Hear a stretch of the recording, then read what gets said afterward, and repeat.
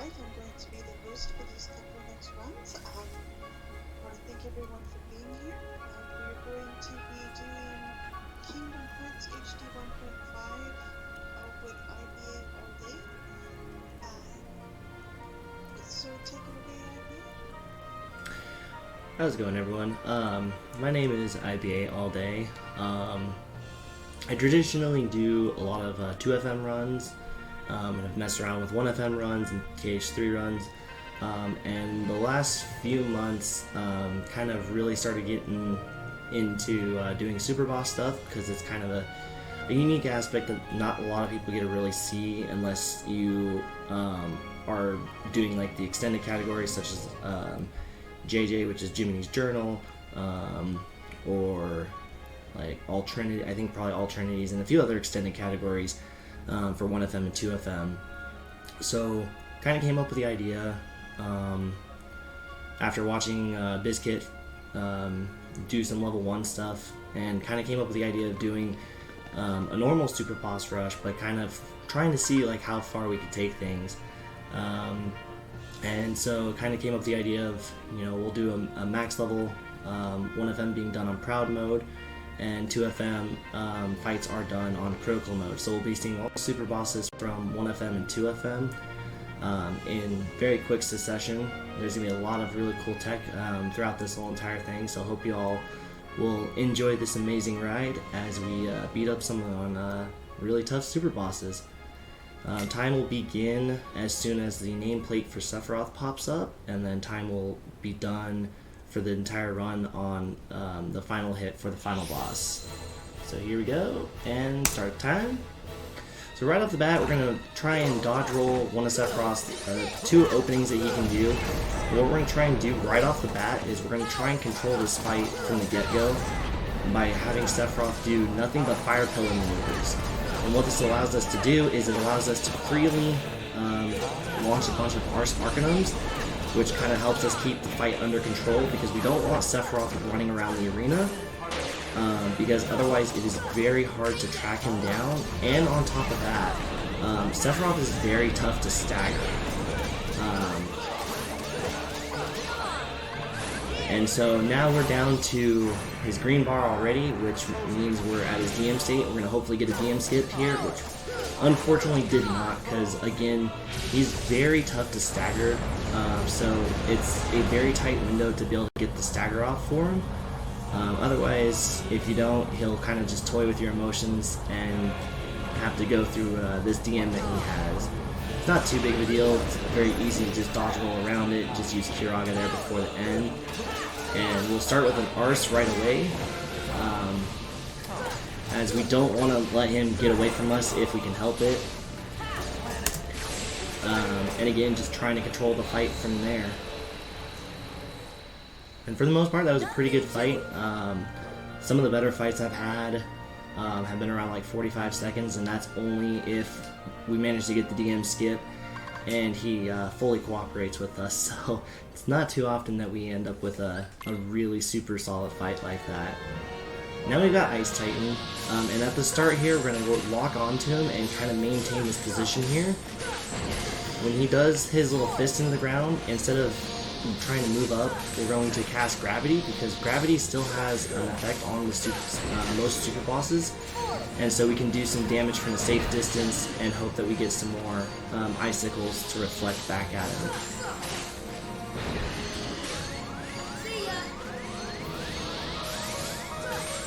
And we have to kind of time our hits there, and also when we go to do our gravities, because if Ice Titan's head is not in a good spot, we won't be able to get any damage on him.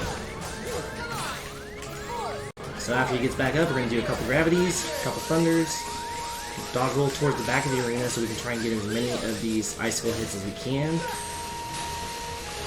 A really good start typically will be if you're able to get into the crack of his green bar there towards the end. But it just kind of depends on what kind of pattern Ice Titan likes to give you. So right now we're just going to kind of run around for a moment, get some more icicles to knock back. Once we get down to the crack of his green bar, he's going to do a new move, which is an AoE ice field, which will freeze Sora if you're caught in it. So we're just going to dodge roll away from it just enough. We're going to move because he's going to drop another ball on us, and we're just going to reflect some more ice crystals back in. Now normally I don't like to do a bunch of finishers just because finishers are a little slower and they don't necessarily do as much damage as just doing a bunch of quick air combos. So rather than try and do a finisher, especially later on in the fight, I just do a bunch of air hits and follow up with another start of an air combo quickly.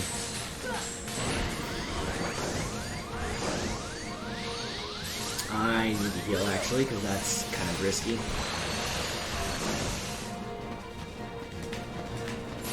Oops. Just gonna heal through this. A little too close for my liking here.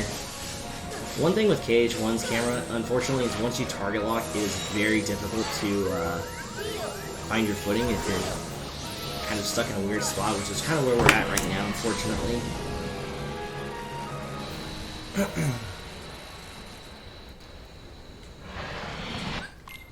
And that is it for our Olympus Coliseum fights.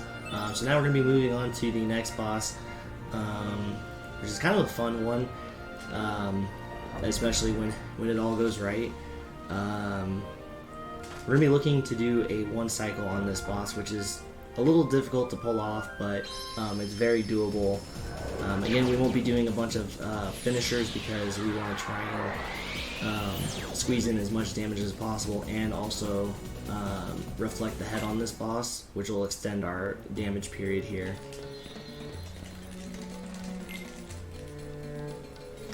And we're also going to be getting some good help from Goofy on this with a bunch of tornadoes, because Goofy's strength is really strong, and Goofy's able to do a lot of damage while I'm going to be casting a bunch of gravities once we get done with these hands here. And again, we're just trying to get rid of these hands as quickly as possible so we can get the damage, but we're not going to do finishers just for the simple fact that it's just quicker to do the empty air hits there. And now Goofy's going to go hard in the paint here with some tornadoes and try and get off as much damage as possible. And now I'm going to go in and do a bunch of air hits here and hopefully get a nice little clank.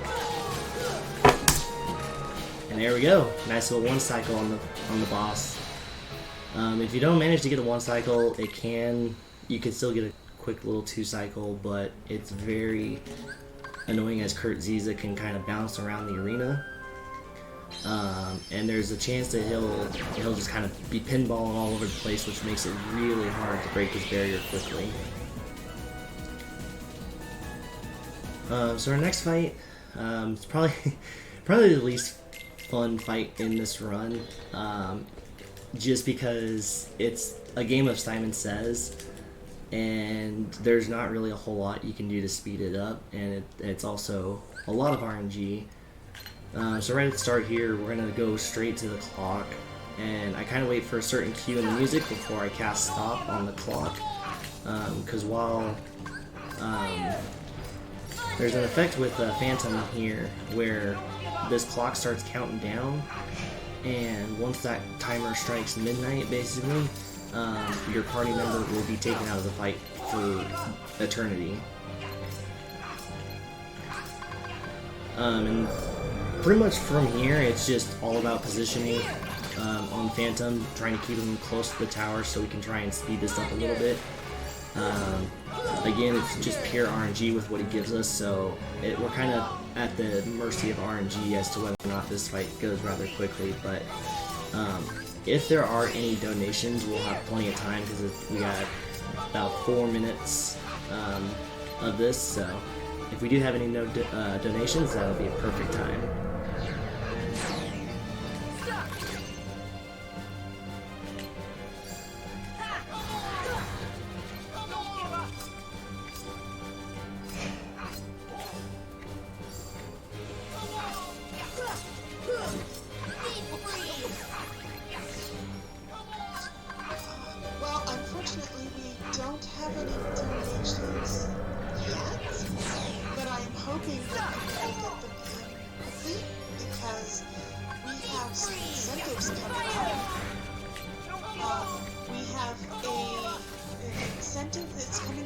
2:32 a.m.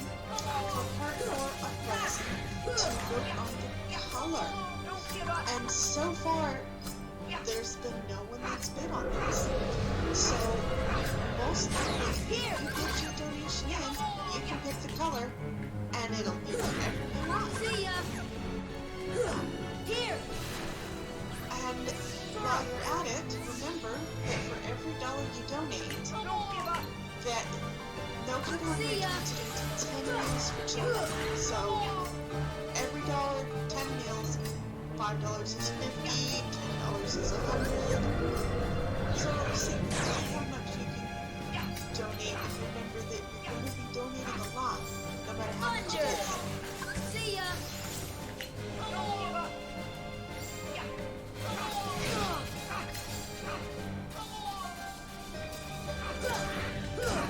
Fire!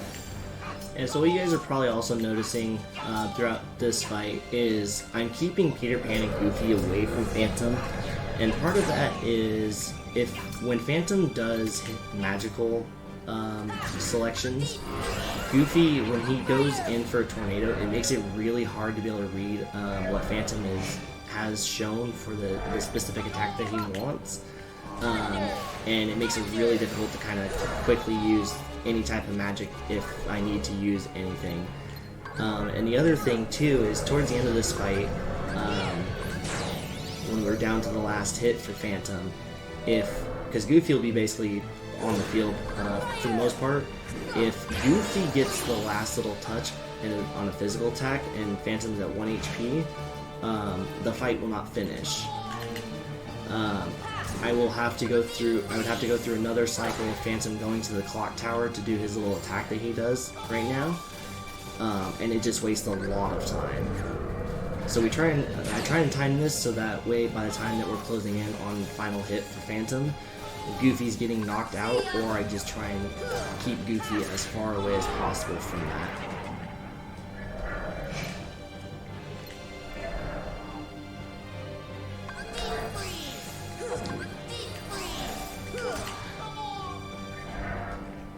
And thankfully, Kurt Ziza dropped us an elixir, so I kind of have plenty of items to finish out the 1FM portion. Because, again, since we're at the mercy of RNG with Phantom, we could either end up having to use a lot of magic, or we get a lot of physical attacks, which ends up meaning that we're not really using a bunch of magic and don't have to worry about popping anything.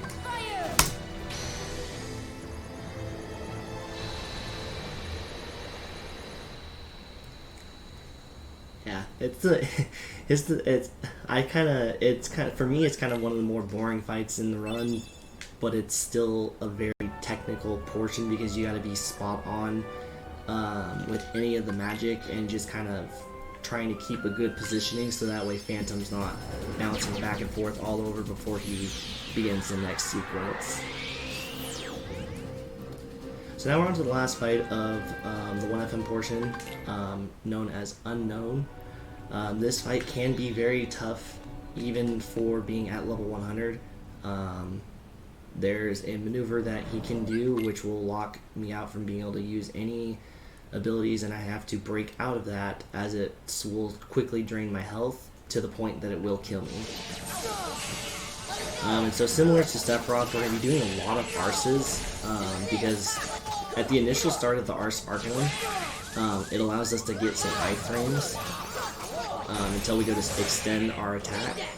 So anytime he goes to do like these explosion attacks, we can just go through them quickly with an Arse. And unfortunately we got locked out, so now we gotta really hope that we don't die. Which, thankfully we were able to get out of it, but Donald and Goofy are now dead, so now this gets a little dicey. So what we're going to do is we're going to go toss a Mega, get them back into play, because I need Donald to basically be curing me at all times, so that way I'm not spending time trying to cure. And pretty much when he does that little laser attack, like it's a physical extended combo, but it allows us to do a lot of damage to him in a hurry. And so during his DM, we're also trying to position him, because after that DM, he does that little laser attack, which always goes counterclockwise. And during that whole entire time, it makes it really difficult to be able to do any type of damage. So we're just trying. I like to try and position him close to the wall so that during that whole entire time, he's pinned up against it, so that way he has nowhere to go for the most part during that, and I can try and squeeze in an Ars Arcanum in that time to kind of get some extra damage and hope that he does his little physical laser attack again. So that's it for the 1FM portion, and we are now moving on to the 2FM portion.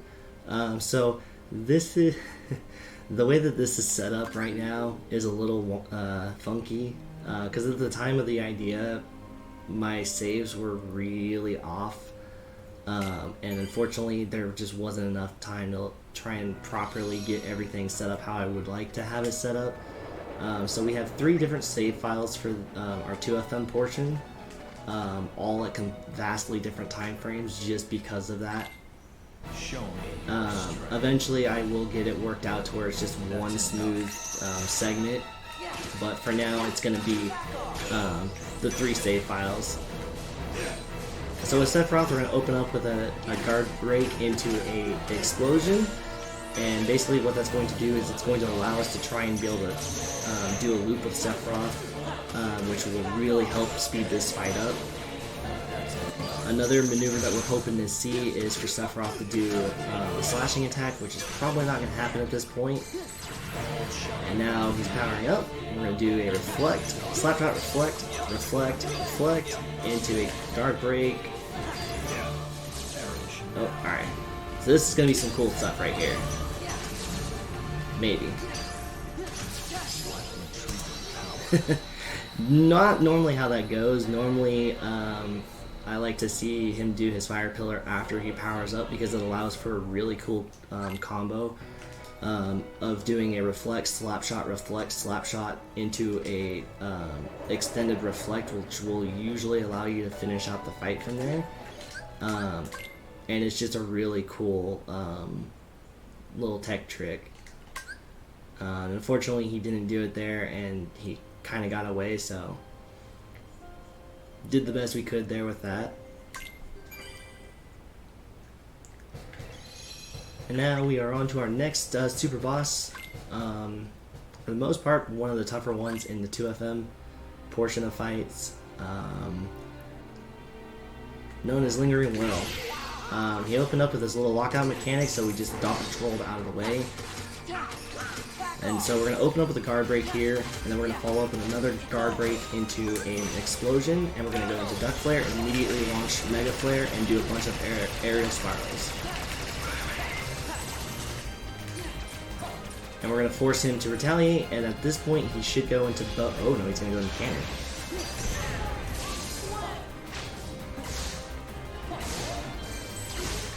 Sorry, I had to focus up further there for a moment. It kind of caught me off guard. And again, we're going to follow up with another Duck Flare into a bunch of aerial dives here. And we're just going to kind of let this one go. We don't want to try and get him to retaliate because we want him to immediately disappear versus doing his retaliation. Because it just eats up more time for his retaliation, which will then lead us into his DM state here, which can be a little scary at first.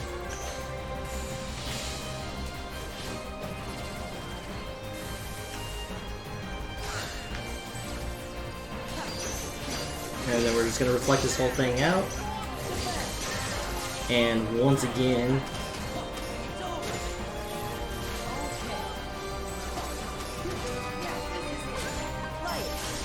a little weird because Donald was dead, so I kind of had to improvise there with that thunder. I meant to pop a Mega Elixir to get Donald back into play, but my shortcuts are a little different on this save than my next series of splits.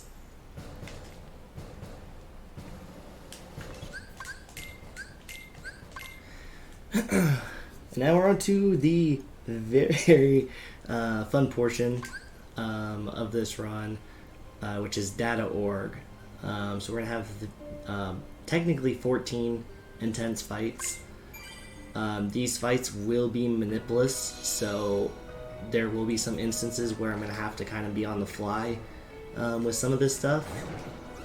I'm working on eventually doing it to where the data org portion of this segment is manipulated so things are a lot more consistent.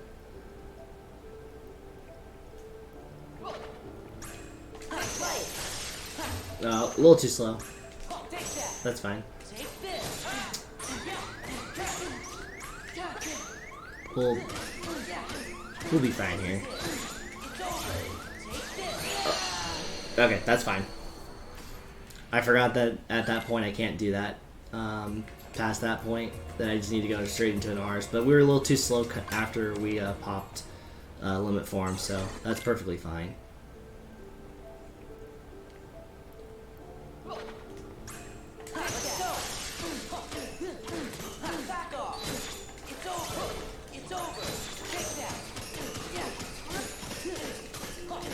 And after that triple finisher there, we'll do a full combo into an Rs.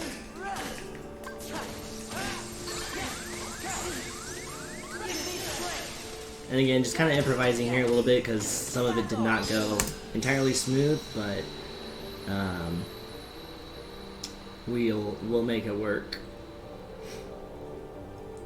This is the Roxas fight is probably one of my favorite fights just because of the amount of tech that is involved with that fight, and it's just such a beautiful fight with the manip. So we got Marluxia here, so we're gonna start off with a Thunder, Blizzard, Fire, and that's going to allow us to have enough time to pop a Mega before Donald and Goofy get taken out. Which was not the case there. Donald still got taken out. That's fine. And after that whole entire sequence there, we're going to go into final form here and do a bunch of final form Firagas.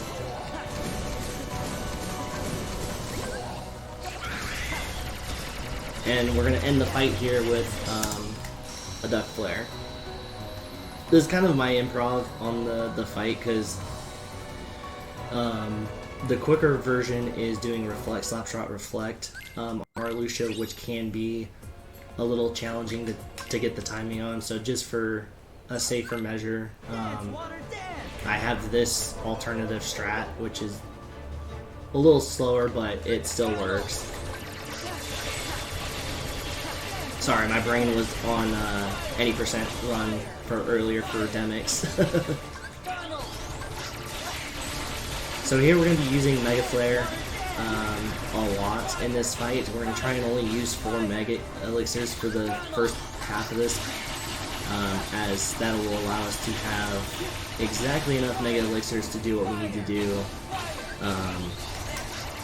in the final part of this fight. And unfortunately this fight as well is a bit of mercy of RNG. So the water clones can stay close to Demix, or they can end up going super far out, which makes it really hard to do a bunch of Firagas and have the flares be able to quickly kill stuff. So now that we broke Demix of his clones, we're going to do a bunch of Firagas here, and we're going to try and push him into a corner, which kind of have to improvise a little bit just because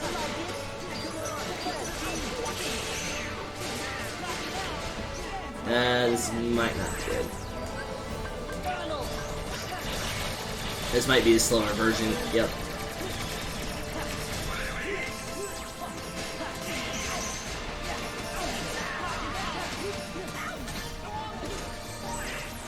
Alright, this is perfect.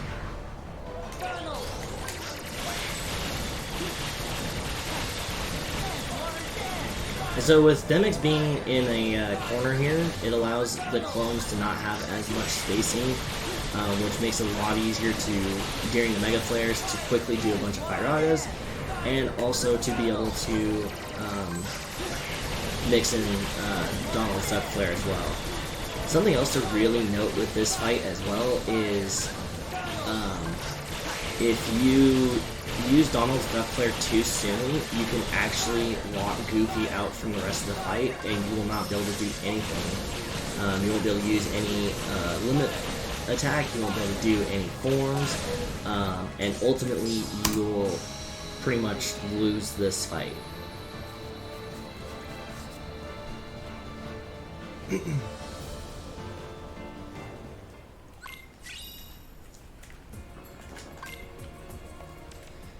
the next fight, we're going to be going again a slightly slower, older method. We're going to open up with a bunch of Thundagas here on Psyx, using all of our finishers. And then we're going to do a flash step into final form here, and we're just going to do final form Firagas once again. Final form Firaga is probably some of the strongest magic that you can have available, and especially having a Keyblade that looks similar to Axel's little weapons that he uses, which boosts our fire damage even further.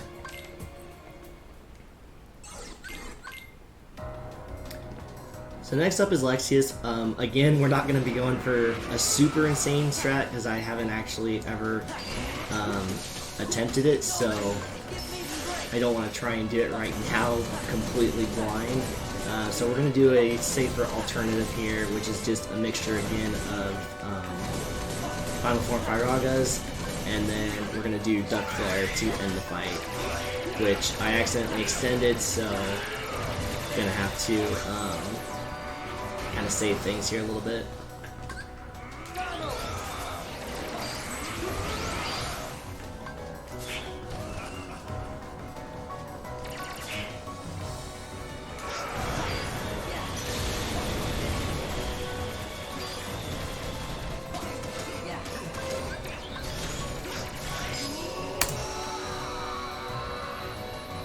Some slight improv again. That was just mostly I extended Sora's ground attack before Mega Flare went off, so Lexius did not get staggered.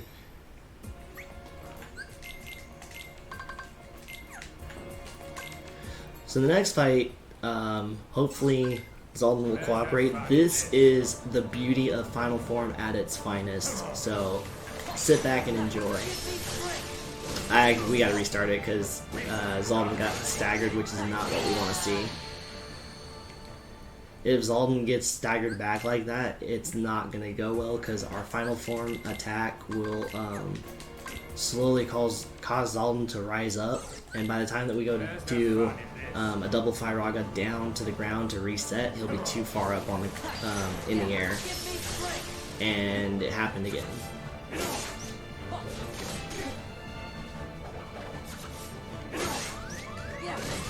See if we can get it on the next one. If we don't get it on the next one, we'll just proceed to go through it. I just would really love to show it off.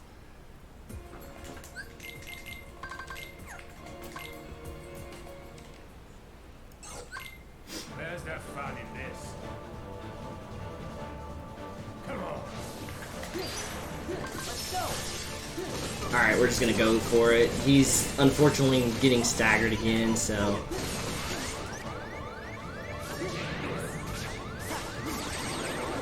yeah, it's unfortunate.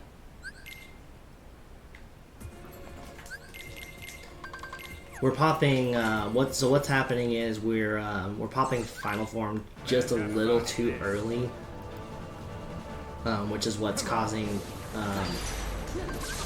that's. Oh, Donald died. Okay.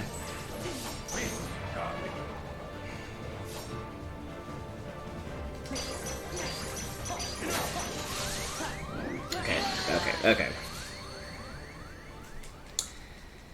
Ay. This is not going good. I apologize, everyone. This normally does not happen. There's the fun in this.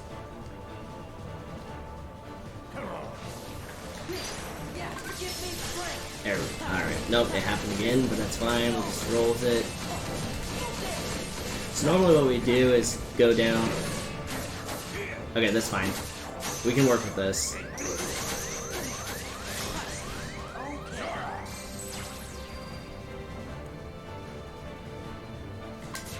I have an idea.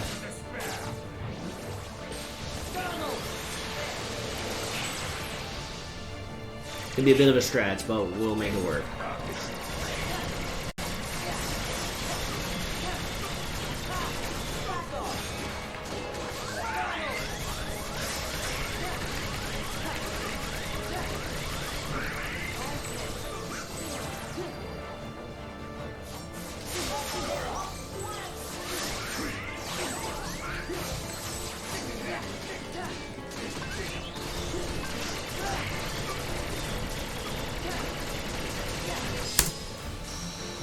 little improv again because it didn't quite go the way we wanted, but we'll make it work.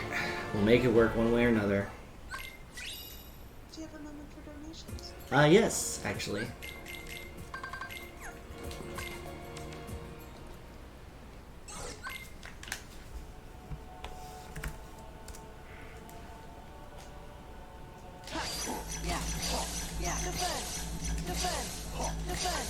Give me strength. Two donations. We have $20. Back off.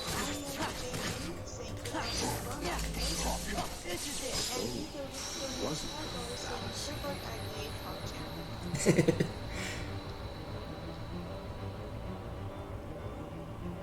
Thank you everyone for the donations. Y'all are amazing. Yeah, so what you all just witnessed is a really awesome strat.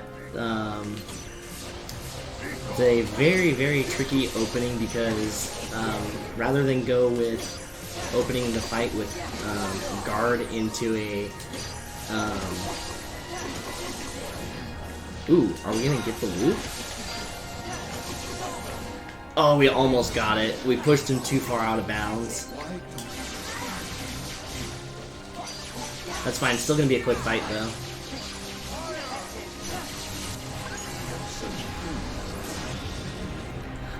But yeah, so what happened with the Data 1 fight is I opened that up with a reflect into slapshot, reflect, slapshot, and then 3 reflects into limit form. As soon as I pop limit form, go straight into an Ars Arcanum all the way until the finisher. And then I drop the finisher, and then after that, a quick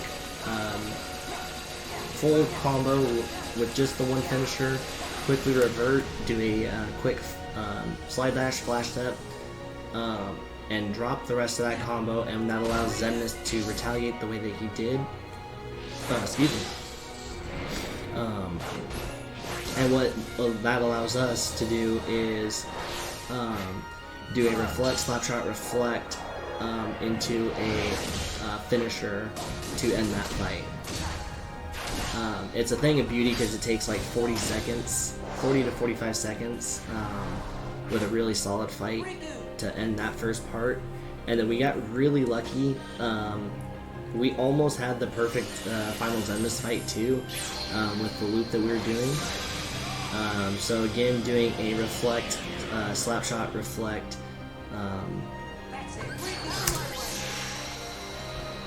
Oh, my splits. Okay, well, I'll retime that later.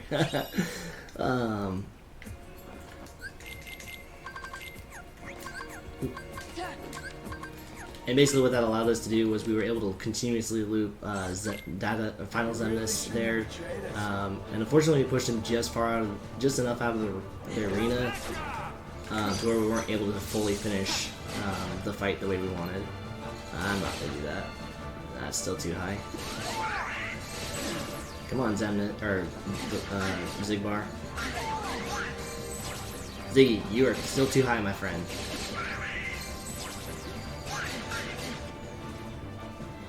So this fight, I need Xigbar to be on a lower plane because similar to Zaldin, if he's too far up when I go to start my final form combo, I will be unable to do anything. There we go. Took a little longer than I wanted, but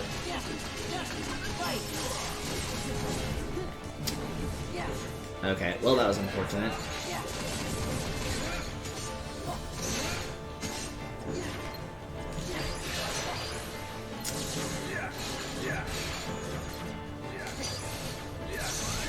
Alright, well, we're gonna have to make this work, because did not go the way I wanted it to start. He's still low enough to the ground, thankfully, that we'll still be able to kind of display what it should look like, but basically, the way it's supposed to work is Xigbar's height, as long as he stays at a certain height, when we go into final form, we can open up with a combo, follow that up with a Firaga into another air attack, air combo portion. Once we start doing the finishers, then we would lead into doing the double Firaga down on the ground so that we would reset our air combo.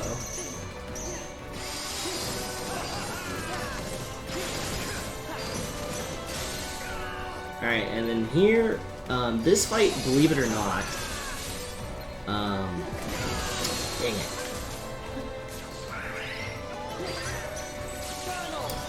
Unfortunately, I did not damage him properly. So Vexen is probably the only exception to all of these bosses where you can't simply just final form Firaga him into oblivion. You have to do it a certain way, otherwise you'll get this DM, which is an awful DM to try and deal with.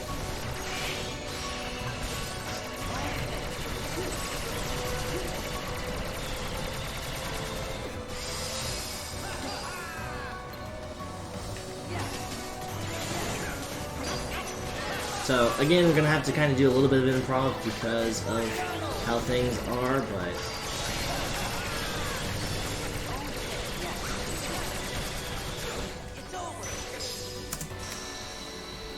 sometimes it ends up being that way.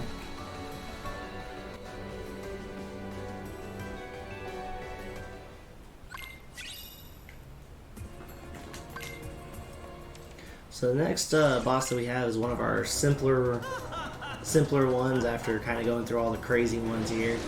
So he's gonna Zexion here is gonna try and trap Donald and Goofy inside these books, which if he does,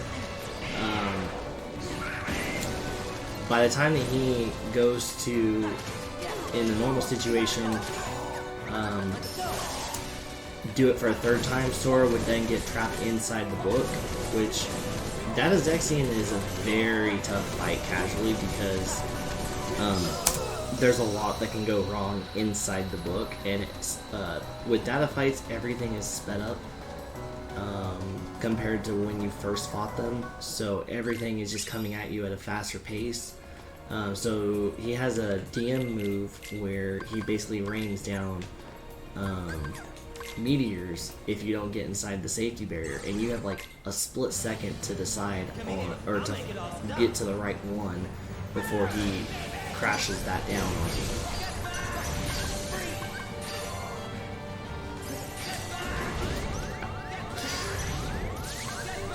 That was unfortunate. My reflect came out really late. So what we're doing there is we're doing a reflect, blizzard reflect, and we're going to be basically carrying that loop for the most part through the fight, popping an elixir at a certain point to refill our MP.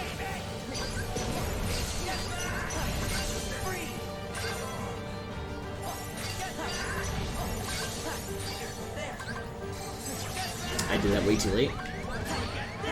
So I'm just gonna pop Trinity in here so I can kind of save myself.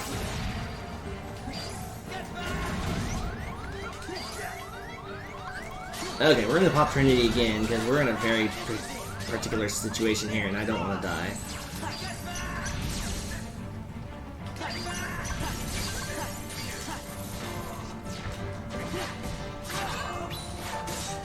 Again, not exactly the smoothest. It's a little hard sometimes with the controller I have because a lot of times my inputs get eaten. And since I don't have Blizzaga shortcutted, I'm manually inputting the Blizzaga inputs.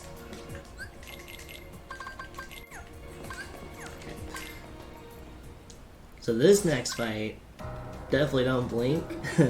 We're gonna show a really cool little thing, hopefully. Gonna open up, reflect. Did not mean to do that. Oh, make it work. Surprisingly, that pretty much worked out in my favor. So when we pop, normally after we own the final form, we do a bunch of Firagas, and at a certain point, we pop a Mega Elixir, which causes Larxene to come crashing down.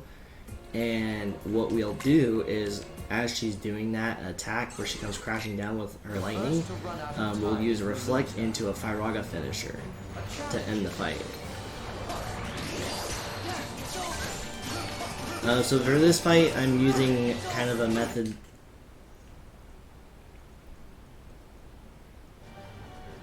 Hold on. Okay. My feed got killed for a moment, sorry. So I'm using an any percent kind of method. There's a much better method for this fight called the quick release. It is a very... Okay, what is going on with my cord? It is a very tricky method that kind of requires very particular timing and knowing where Luxord's card game input's going to be, which will allow you to do the fight really fast. However, if you do it wrong, it is pretty much a punishment if you get it wrong.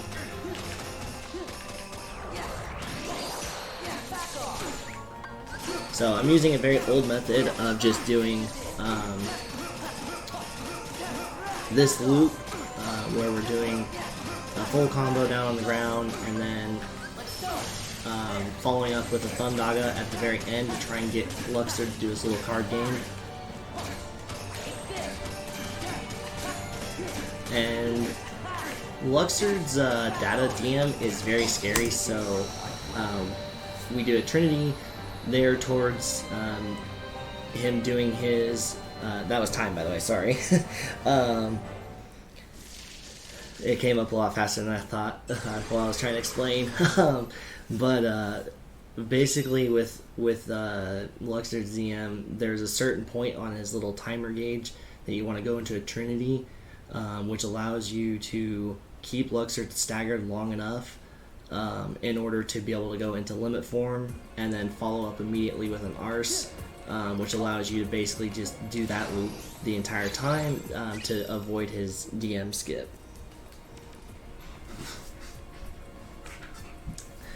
But that was it. Hopefully you all enjoyed that run. It's still something I'm working on. I'm working on some stuff behind the scenes to extend this run. Been working on BBS fights on crit, which, let me tell you, it is not easy. So hopefully at some point maybe we'll be able to showcase that down the road with what we've got now. And yeah, I really appreciate you guys having me on to showcase this kind of run, because it is a unique run that you don't really get to see with any percents, and even certain extended categories you don't get to really see these kind of fights. So it's nice to be able to kind of show this stuff off and try and push this as far as possible.